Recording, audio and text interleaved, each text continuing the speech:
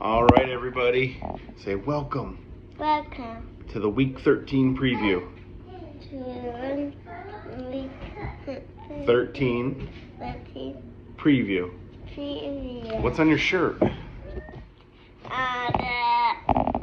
buffalo jumping on the table. Why are they jumping on the table? Because they love to. They love to. I mean, you're not wrong. What happened last night? The Bills won. The Bills won. Did we watch the game this morning? Yeah. Yeah. And the Bills won. And the Bills won. All right. So, welcome to your Week 13 preview. Sorry, it's a day late. The kids were uncooperative yesterday, and then I worked in overtime from 4 to 7. And then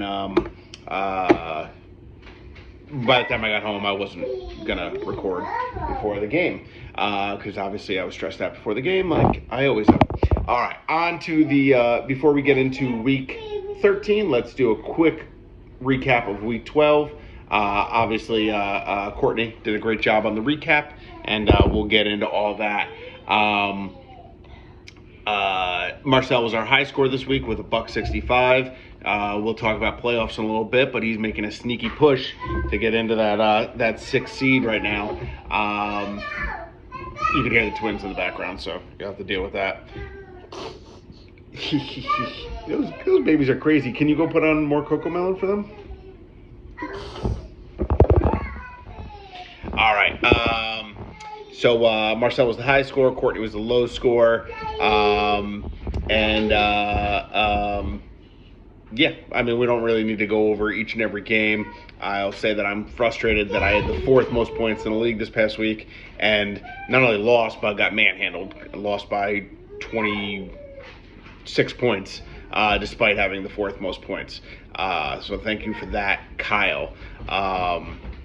Marcel, like I said, had the highest points. Josh Jacobs with a ridiculous 47, which I'm still a little bitter about because I lost by 4 in Dynasty, and I was playing Alex, and of course he had Josh Jacobs and Miles Sanders at running back who went for 30. It's just football stupid. And except for last night, football was fun, but usually football's stupid and whatever. Couple things to address. I didn't really see any games, even the close game between Ken and JJ. I didn't see any games where people had bench points that would have made the difference in the game. Funny, just anecdote. I was looking at Marissa and Rob's matchup, and Marissa, it wouldn't have made a difference in the game, but last week it did make a difference. She lost the game because she played the wrong kicker over 2 kickers. And this week she switched them, and then they went the opposite way. They flipped them points dramatically. The kicker on her bench scored 12 more points than the kicker in her starting lineup. So Marissa can't. Here's the thing: you don't need 2 kickers. Just get rid of one of them, and you never have to worry about this problem ever again. So anyway, back to the game. Let's go Week 13 into our preview. Before we get into who's playing who, as the twins run laps around the room, Will, did you put the show on?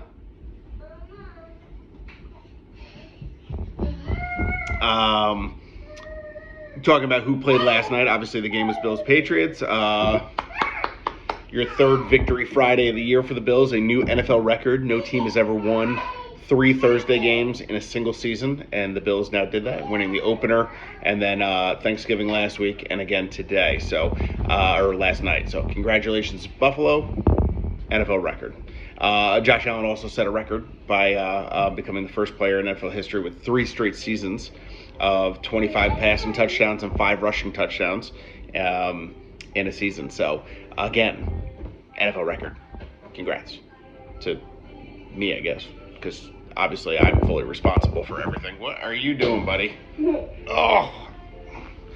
All right, so on to the last night's game.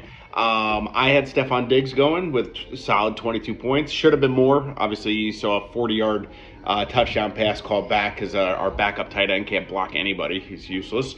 And then I played JJ with 3 guys going in the game. Fortunately for me, they totaled 25 points. Stevenson had 13. Bass had 7, and he also had Jacoby Myers, who didn't do much last night. So 25 points for JJ. Me and JJ obviously have a big matchup to likely decide the 6th seed. If I win, It's not over, but if I win, it's pretty much over.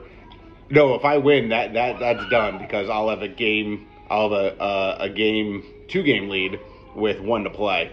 So JJ has to have this game, and in reality, I have to have it too because even if he beats me, we're tied. I have the point matchup, but I got a rough matchup next week with him having an easier matchup, and so that's a must-win game for me after some tough losses.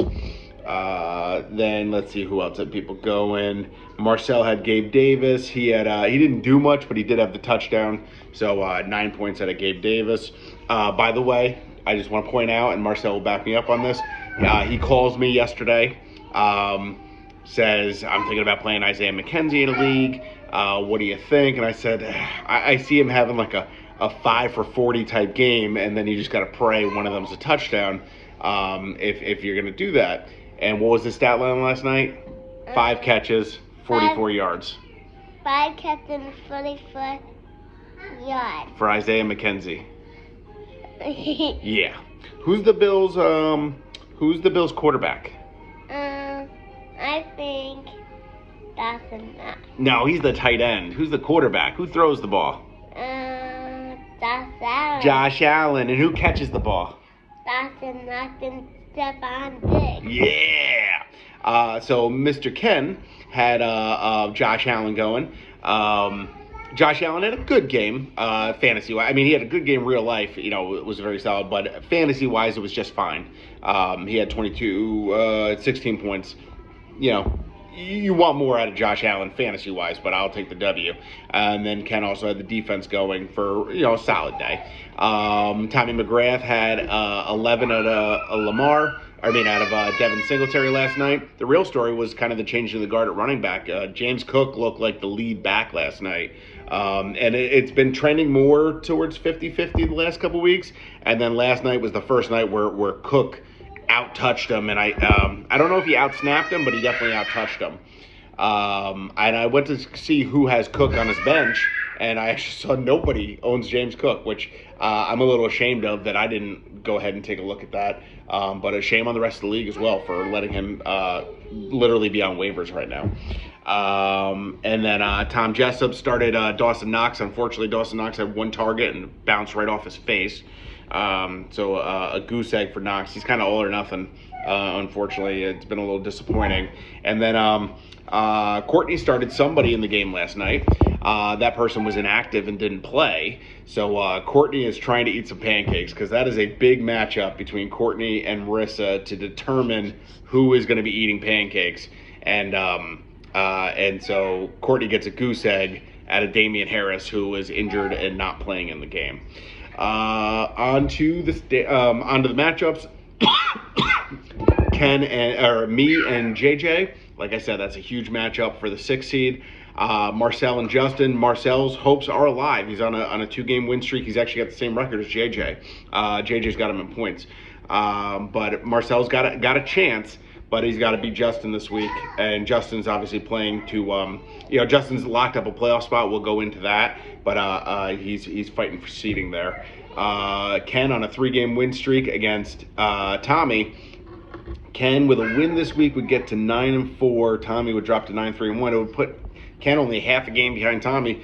Ken, it looked like he was battling me and JJ for the final playoff spots, might even push himself into bye contention with this. Rob and Larry. Larry's been eliminated, but I think he's pretty safe in the pancake battle. And Rob is obviously fighting for the top seed and for a bye. Courtney and Marissa, like I said, huge matchup as far as pancakes go. And then finally, Tom Jessup and Kyle. Kyle, again, fighting for the top seed, just like Rob and Tommy and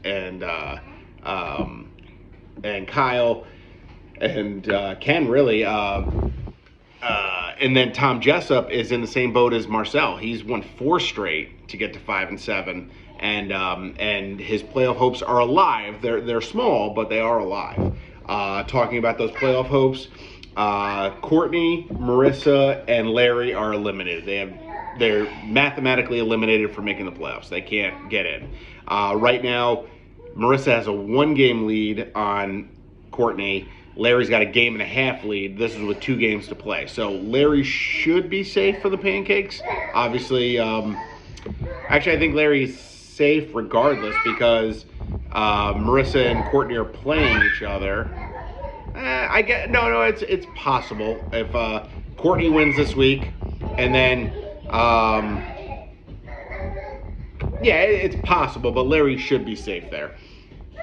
Marissa and Courtney is the big matchup because if Marissa wins this week, it pretty much locks down Courtney for the pancakes. And then going on to the playoff hopefuls, Tom is still alive at 5-7. He's got a 2% chance of making the playoffs. Marcel is still alive at 5-7. He's got an 8% chance of making the playoffs. JJ is still alive at 5-7. He's got a 17% chance to make the playoffs. And then there's me in the 6th seed currently, your second leading scorer in the league. Drives me nuts. What are your crazy sisters doing? I don't know. I am alive. Hey, babies. No. We're trying to do Yeah, we're trying to do our recap. I'm alive at 6-6 and currently in at the 6th seed with a 73% chance of making the playoffs. Then we're going up. Justin, Ken, Kyle, Rob, Tommy, in that order, ascending order. They are all locked in. Okay, they're not locked into their seeding yet. Okay, but they're all locked in. All 5 have made the playoffs. Done deal. They're in. Right now, Tommy's the 1 seed. Rob's the 2 seed. Rob currently has a half game lead on Kyle, a game lead on Ken, and a game and a half lead on Justin. So that is what you're looking at for the standings currently and the buys. Standings, your final standing projection. Rob went from 1 to 2. Kyle went from 2 to 3. Keo went from 3 to 5. Courtney went from 4 to 12. JJ went from 5 to 8. Marissa went from 6 to 11. Ken from 7 up to 4. Tommy from 8 up to 1. Tom Jessup staying at 9. Larry staying at 10. Me from 11 up to 6. And Marcel from 12 up to 7. So that is where we're standing projections-wise. As far as the games go, obviously Bills already beat the Pats. Sorry, JJ. Big games this weekend. There are 6 games on the schedule, and that's with buys. 6 games on the schedule between teams with winning records. Jets have a huge one against the Vikings. The Jets, I was talking to Aaron and Zach and Justin about this morning.